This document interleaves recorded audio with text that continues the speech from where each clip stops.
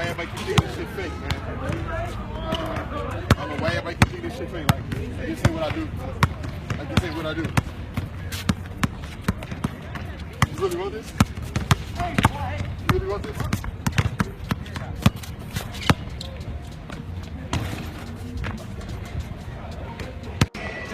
My damn self. Same for the kids. Let's go. Let's get money. Come on, look on. 275. Oh, you need the money. Help him. You got it. Good shit, man. Woo! You going on YouTube? You going on YouTube? No, I'm not. Look this what? Zack crazy. I should have got juiced up before I came in this. Let's go on YouTube, boo. Okay, well I gotta act a fool then. Let's go on YouTube.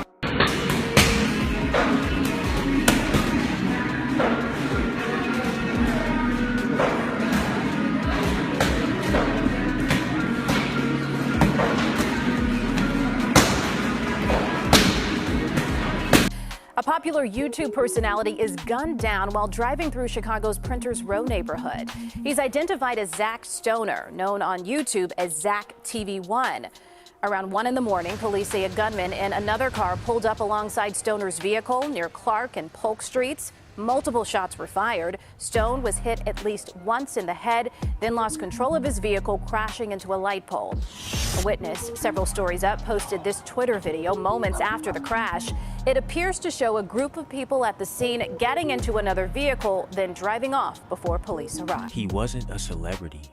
He didn't have millions in the bank or a network backing him. But Zack Stoner, better known as Zack TV, built something far more powerful, a voice for the streets of Chicago. He gave the unseen a platform, the unheard a microphone, and the misunderstood a chance to tell their truth.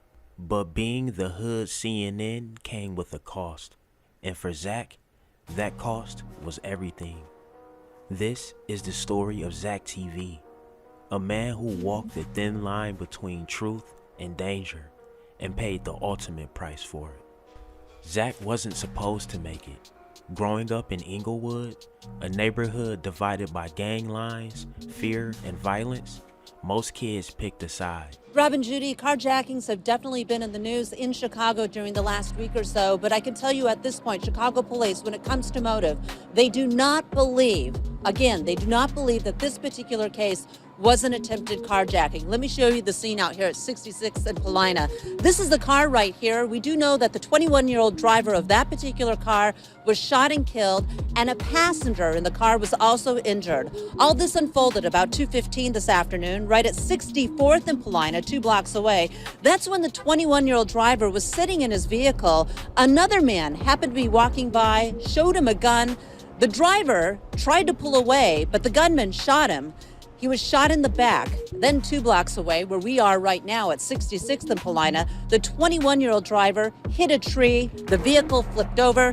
The 21-year-old was transported to the hospital, but again has died because of his injuries. The juvenile, who was also in the car, was taken to the hospital. And now the next step for this investigation is making sure that that juvenile has a chance to talk to police to find out what unfolded before the shooting happened. But again, at this point, police are saying they do not believe that this was an attempted carjacking.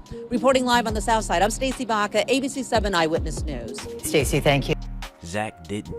He walked between worlds, friends on both sides, never choosing, never folding. He was different, his teacher once said, and different was exactly what Chicago needed. Yo, truth be told, I don't owe niggas nothing. Niggas don't owe me nothing. Just think about this. I'm gonna let this sit here. How many of y'all got friends that y'all know for a fact that's following y'all on social media, whether it's Twitter, Instagram, and Facebook? You can post your music, your blogs, your videos, etc. all damn day long down your timeline, and you know they following you, so you know they see it, but you never see a like, a comment, or a share from them. They not showing no support. See, them not no motherfucking supporters. They just followers. It's a difference between motherfuckers showing support and people that just want to see what you're doing in your everyday life. And them same motherfuckers that say, yo, he got on and he left us in the hood. Nigga, why the fuck would I take you when you ain't show no support during my struggle days? The days I was grinding. Is you crazy? These niggas is out here lost. But don't think a nigga owe you. Just keep striving for success and I salute y'all. In 2009, he picked up a camera. No studio, no fancy equipment. Just raw footage, straight from the streets. He didn't chase celebrities or high-end interviews. He wanted the truth, the streets, unfiltered, and the streets embraced him. My man, what's good, Joe? Live in the flesh, we got Chief Keef on Zack TV, man. What's been popping with you? Crib. Chillin', man. How you feel about all this fame and fortune and like that coming?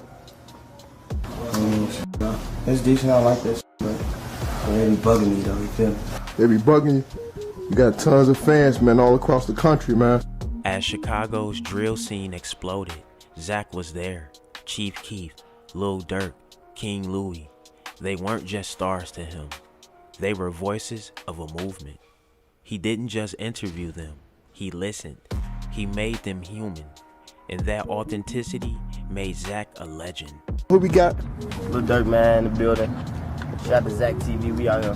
That's what it is, man. What's your name once again for the people out there in Zack TV One Land? I'm from Chicago, Illinois, man. Lil Durk, Inglewood area, whole city, man. I'm saying we out here rapping, doing our thing out here, got a big buzz, man, trying to stay tuned and get rich. That's what it is, man. But the truth is never safe. Zack didn't just cover the music, he covered the violence that came with it.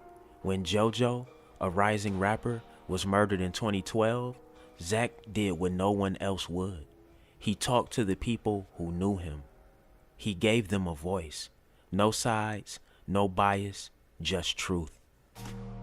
The streets noticed, so did the gangs.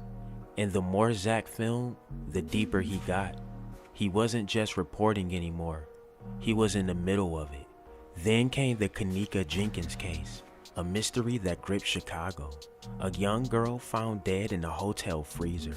Rumors of cover-ups, foul play, and silence spread like wildfire.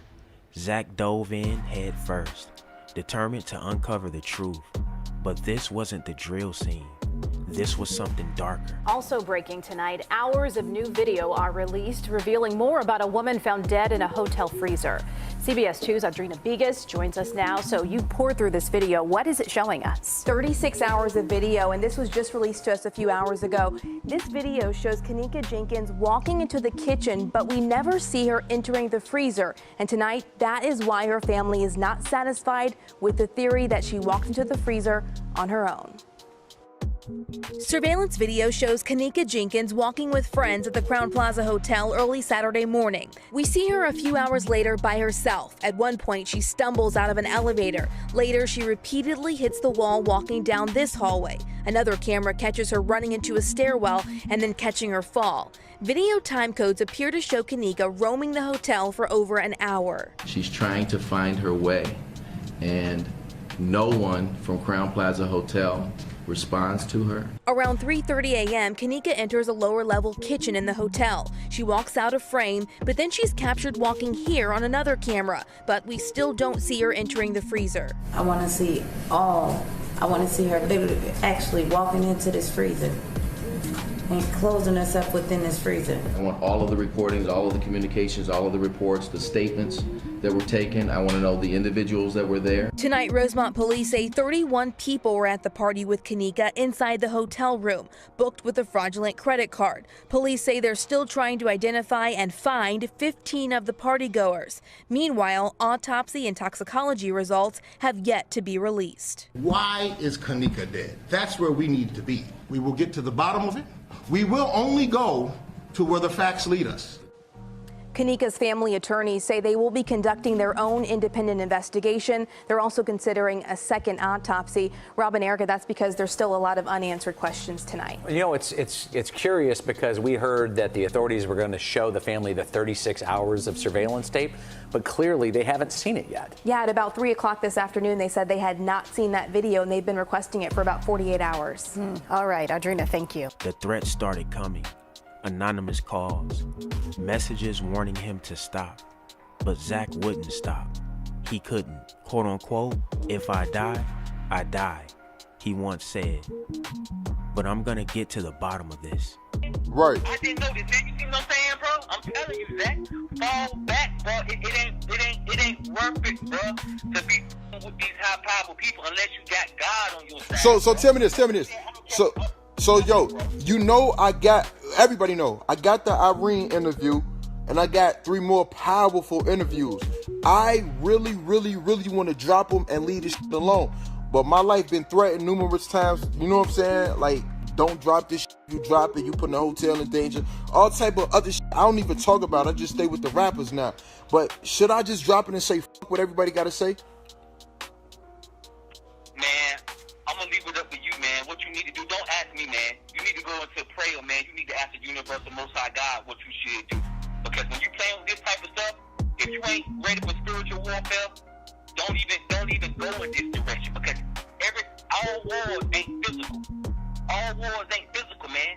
Everybody want to talk about what happened, but nobody talks about God, the real God. Nobody talks about him, man. And you have to put that in the equation. Ain't no big ass nigga, ain't no gangster ass nigga. I done grew up on the streets, I done all that shit, bro. But it came to a point in my life I had to face up and say, yo, you know what? God real, and his word is real. And that's when we leave God out the equation, that's when we fall short. For real, bro. This shit right here is deep, bro. These people been running the world, man, before we even came here, man. They in every city and they in every fucking town. I don't care where you go. They connected all fucking over. And the reason why you got kicked off of Facebook, bro, because you can help put the pieces together. See, the organ harvester people, they make their money. So by you putting out what's going on with the organ harvesting people, you interfere with their business. You interfere with their money. Because they don't want everybody to know what's going on. Because if you put the truth out what's going on, how they gonna make some money? Right. They ain't gonna make no money.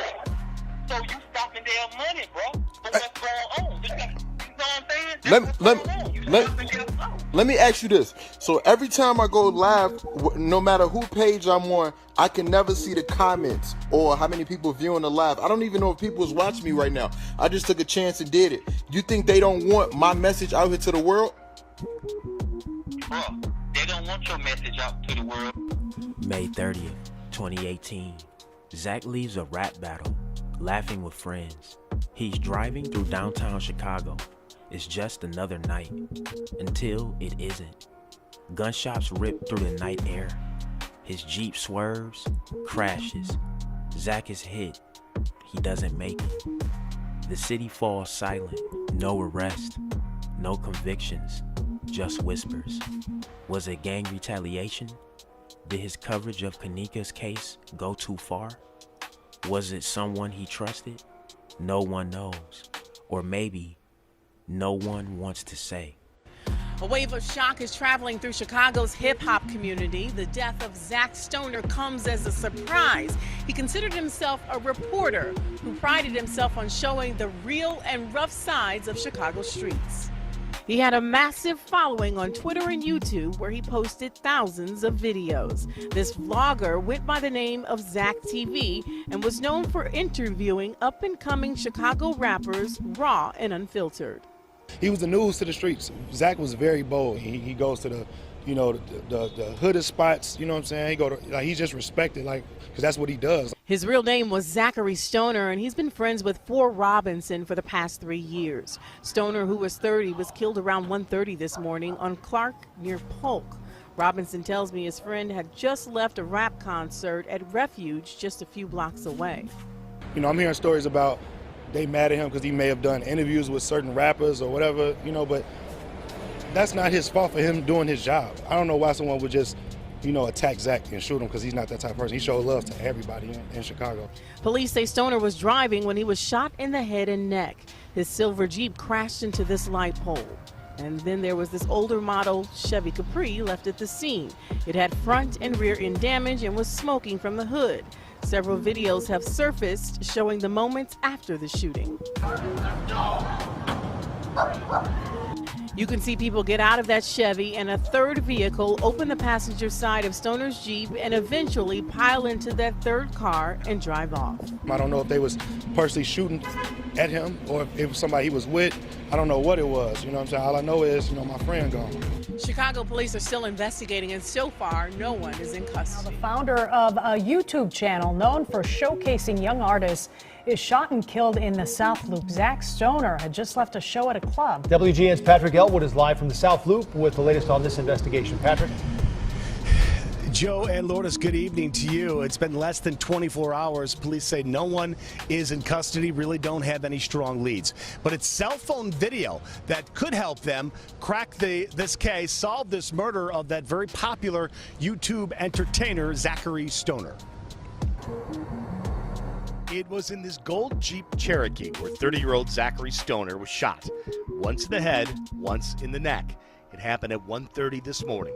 Stoner had just left a rap concert at Refuge in the 400 block of Clark Street when the shooting occurred. I'm hearing stories about they mad at him because he may have done interviews with certain rappers or whatever, but that's not his fault for him doing his job. After hearing shouts from below, a nearby resident recorded this cell phone video, which shows Stoner's Jeep and several men can be seen jumping into one car as they left a damaged Chevy Caprice behind.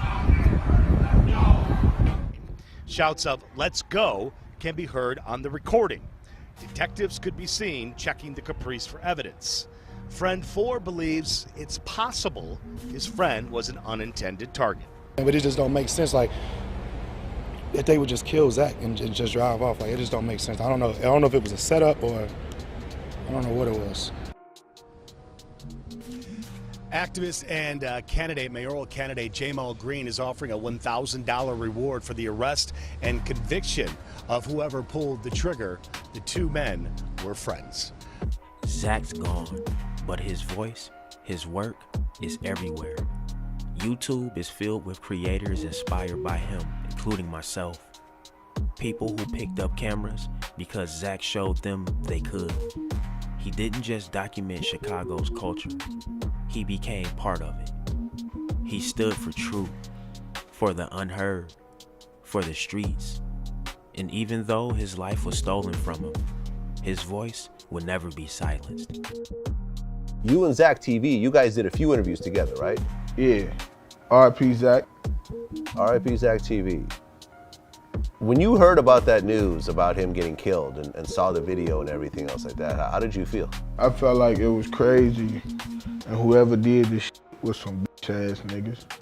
You feel me? Because Zack ain't did shit to nobody. So whoever did that to Zack was hating on Zack. You know what I'm saying? Because I don't know, from me knowing Zack and from everybody else knowing Zack, I ain't never heard of Zack to do no fucked up shit to nobody. You feel me? So I don't feel like there's no reason in this world you should even want to do shit to Zack. Zachary Stoner wanted to tell the stories no one else would, and he did, even when it cost him his life. The truth can't die, and neither can Zack's legacy. Rest in peace, Zack TV. The Hood CNN lives on. Alright, y'all, there y'all have it. That's been the story of Zachary Stoner, aka Zack TV, the legendary Zack TV. Hey, get in that comment section, man. Drop some dubs for Zack if you miss Zack TV, man. If it wasn't for him, it wouldn't be no Trap Lord Rosses and, all of these other guys, Brandon Buckinghams and things like that. So, you know what I'm saying? Gotta clap it up for Zack, man. R.I.P. Zack. Alright, y'all, you know what it is, man. Drillers and trappers, we out here trapping and drilling 247. Don't go nowhere. Watch that next video. Gang!